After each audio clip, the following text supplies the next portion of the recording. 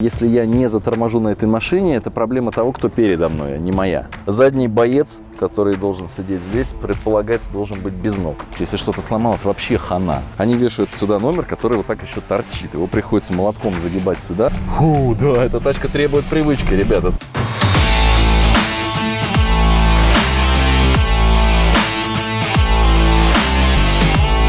За 35 миллионов рублей вы можете позволить себе многое.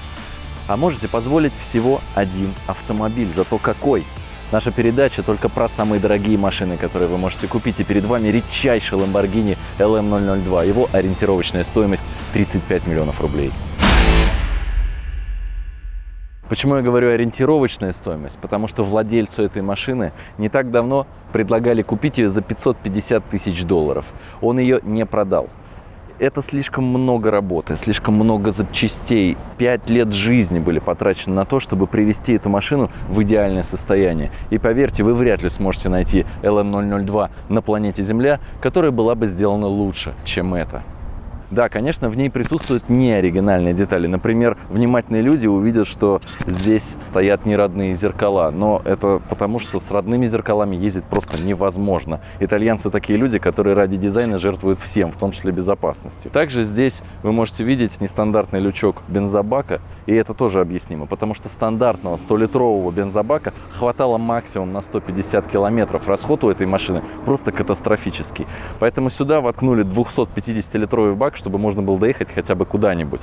Расход этой машины может составлять до 80 литров на сотню, если нажать. Если не нажимать, вы можете укладываться в 50 литров на сотню. То есть на этом баке вы можете проехать несколько сотен километров от силы. Эта штука – это подсветка номера. Предполагается, что вот здесь должен быть номер. И мы понимаем, что единственный номер, который сюда может быть поставлен, это американский номер. А как быть тем, кто ее эксплуатирует там в Европе или в России?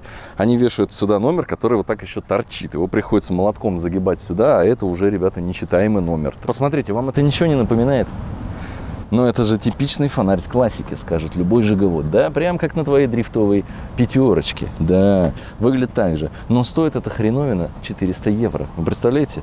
Наверняка нашлись те, кто поставили сюда фонари от классики, я уверен. Задний борт откидывается с помощью отстегивания вот этих вот двух ручек. И после чего он откидывается на гидроупорах. Но вот люди, которые понимают, что такое LM002, наверняка обратят внимание на то, что здесь родная резина. Родная, причем новая. Дело в том, что специально для LM002 в свое время, в 80-е годы, компания Pirelli выпустила модель Scorpion Zero и время от времени выпускает новые комплекты резины, точно такие же, для того, чтобы владельцы LM002 могли обновить свои колеса. Вот здесь такая же ситуация. Эти колеса абсолютно новые, комплект стоит в районе 400 евро. Не очень дорого даже по меркам, в общем-то, этого автомобиля. Что еще интересно, у нее барабанные тормоза. Представляете, на тачке с V12 под капотом, у которой 444 лошади, барабанные тормоза. Видимо, проблема, если я не заторможу на этой машине, это проблема того, кто передо мной, а не моя. Так что ты лучше смотри в зеркала, брат. Разгоняется, кстати, эта машина до сотни за 7,8 секунд и имеет максималку в 188 км в час. Но ее спидометр размечен до 260. Кузов у него полностью стеклопластиковый.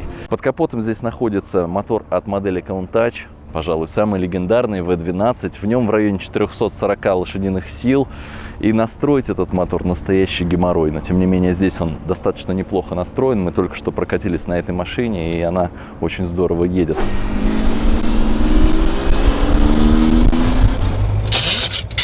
Очень тяжелые двери. Это целый челлендж. Капот тоже стеклопластиковый, на гидроупорах. И посмотрите на эту красоту. Все элементы, которые можно было сделать из карбона, сделали из карбона. Например, сделаны бачки фильтров карбоновыми, корпуса.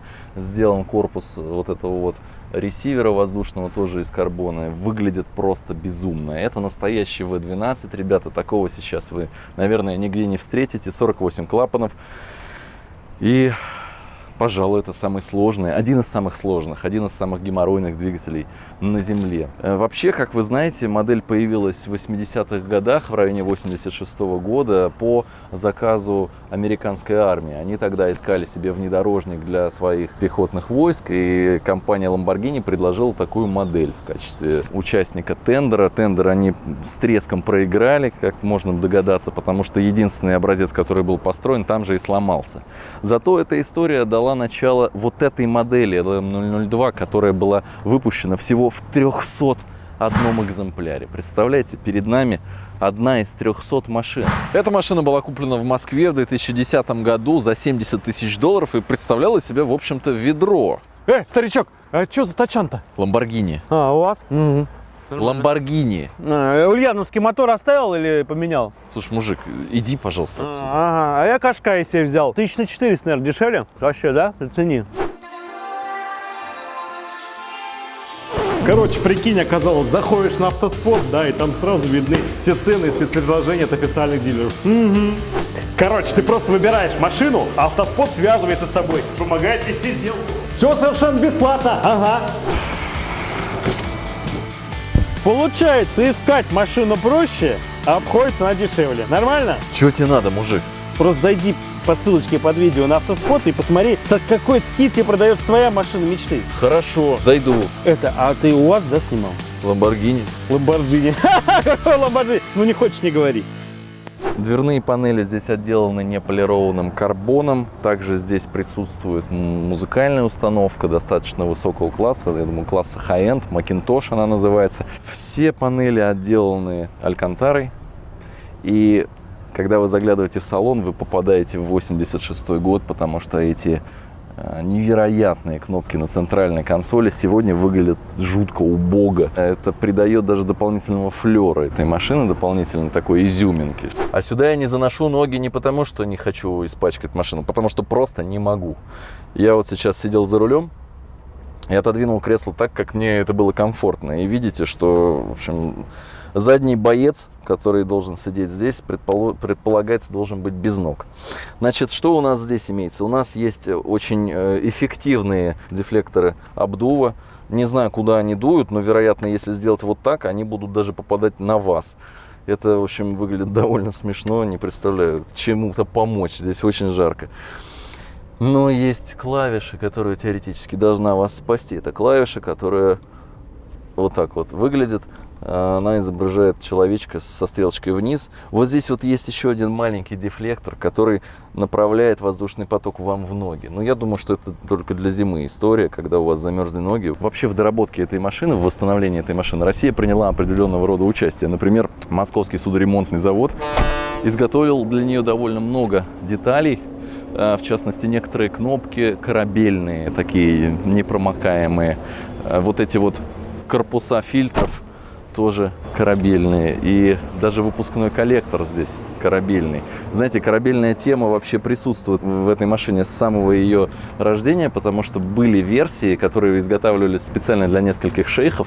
Они не захотели себе вот этот V12, они ставили сюда яхтенные моторы высокой мощности, объемом более 7 литров. И таких машин лично я вот не встречал нигде, ни в продаже, ни в упоминании, в прессе. Возможно, они все были утрачены, но то, что перед нами, редчайший образец, это тоже без всяких сомнений. В то же время в военном конкурсе участвовал и Хаммер. Хаммер, как вы знаете, выиграл и стал основным поставщиком американской армии. Но эта машина тоже прижилась. Несколько экземпляров заказала саудовская армия, по-моему, в районе 100 штук. Если знаете подробнее, пишите в комментах, буду вам очень благодарен. А пока давайте посмотрим на эту тачку чуть более подробно. Все, что мы здесь видим, это абсолютно оригинал, за исключением того, что несет функциональную нагрузку. Ну, например, вы представляете, во что превращается за там 20-30 лет салон Lamborghini, который был сделан вот здесь вот из картона, который был обшит, ну, фанера, обшитая какой-то тряпочкой, да, все это просто превращается в труху. Поэтому это все стандартные формы, но которые приняли немного другое содержание. Вот это вместо фанеры сейчас появилась карбоновая панель, выглядит просто безумно круто. Педали все стандартные, они выглядят немного необычно, педаль сцепления очень похожа на педаль газа, а у педали тормоза толстенная ножка. И даже накладки на эти педали абсолютно оригинальные, ламборгиневские от LM002. Единственное, что тут было немножечко переработано, это чуть другой руль, который срезан снизу и поэтому дает больше места для ног, а сидеть здесь действительно очень тесно. Ручник под правой рукой, регулировка только механическая, разумеется. Сейчас кресло отодвинуто до конца назад, и я еле-еле умещаюсь за рулем. Мне в принципе достаточно комфортно, но чувствуется, что я сижу в таком броневике, очень похоже на гелик на самом деле, очень близко ко мне находится лобовое стекло, оно абсолютно плоское и абсолютно прямоугольное, то есть его легко бронировать, если что, его легко заменить, если что, оно очень дешево в производстве, если что. Гудок здесь на торце левого подрулевого переключателя, как на Газели, например, или на старых Геленвагенах военных, и второй подрулевой переключатель, они выглядят, они на самом деле не подрулевые, потому что торчат из панели, и очень смешно выглядит вот этот вот рычажочек дворников. 5-скоростная механическая коробка передач, россыпь вот этих вот клавиш, сейчас я о них подробнее расскажу, и пока обратить внимание на вот эти рычаги раздатки, да, как на Ниве, и 5 лампочек, которые означают тип привода, 4х4, 4х2, блокировка пониженная и нормально все, мужик, не парься, вот кнопка норма, она, значит, если горит, все нормально. Она, кстати, не горит никогда, насколько я понял. Из неоригинала, возможно, вам покажется, что это важно. Здесь присутствует трубчатый каркас, в стандарте вообще здесь идет такая труба, но здесь ее демонтировали, поскольку эта труба постоянно ржавеет, в общем, как и все, что стандартно устанавливается на Lamborghini.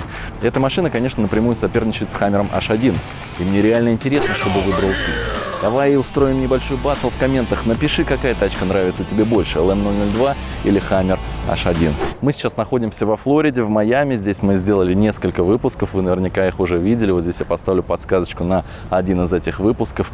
И вот во Флориде мы поняли одну простую вещь. Практически всеми крутыми тачками здесь занимаются русские ребята или ребята, которые вышли из России, из СССР. Эта контора тоже российская, это автомобиль, который строится в компании, которая называется Папин Гараж. Я хочу поставить ссылочку в описании. И хочу попросить вас перейти, посмотреть, что там у этих парней еще строится. И если можно, выразить им респект, потому что за такую работу ребят нужно поблагодарить. Благодаря этим усилиям мы можем с вами наблюдать историю в металле. Давайте вы сами попробуйте придраться к этой тачке. Ну давайте, что тут? Ну что тут плохо? Так, ну допустим, она старая. Да, это плохо. У нее дерьмовый двигатель V12. Хрен настроишь, если что-то сломалось, вообще хана.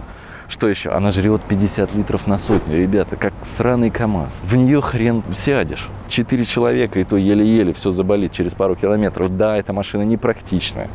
Но, блин, она такая классная. Посмотрите на нее.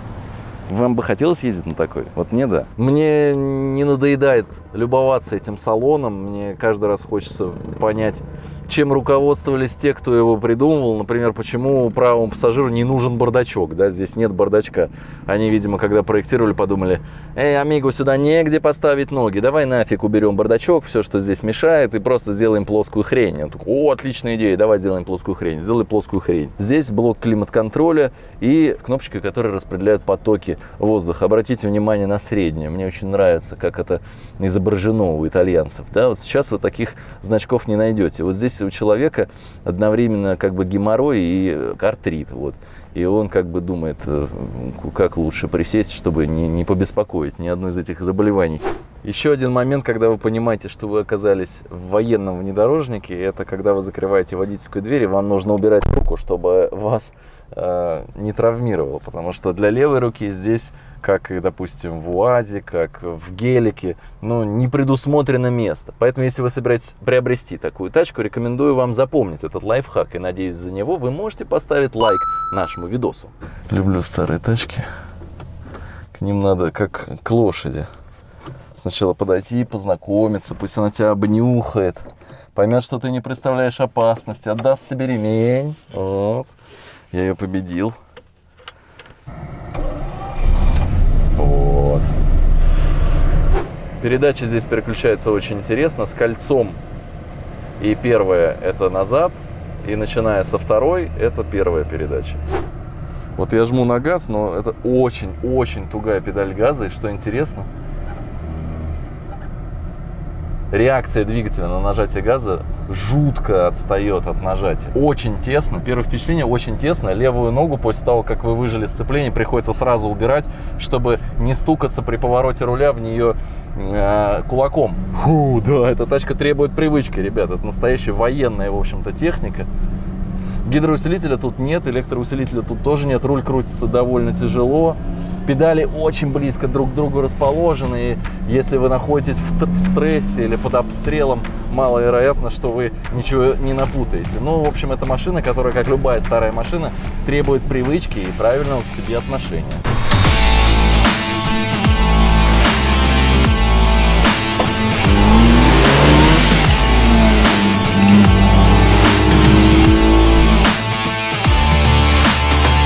О, интересно то, что эта кнопка вентилятора, оказывается, если ее утопить глубже, начинает работать в 2 раза сильнее. Смотрите, вы когда-нибудь такое видели? Нажимаете 1 раз, это первая скорость вентилятора. На этой же кнопке еще раз, и это 2-я скорость вентилятора.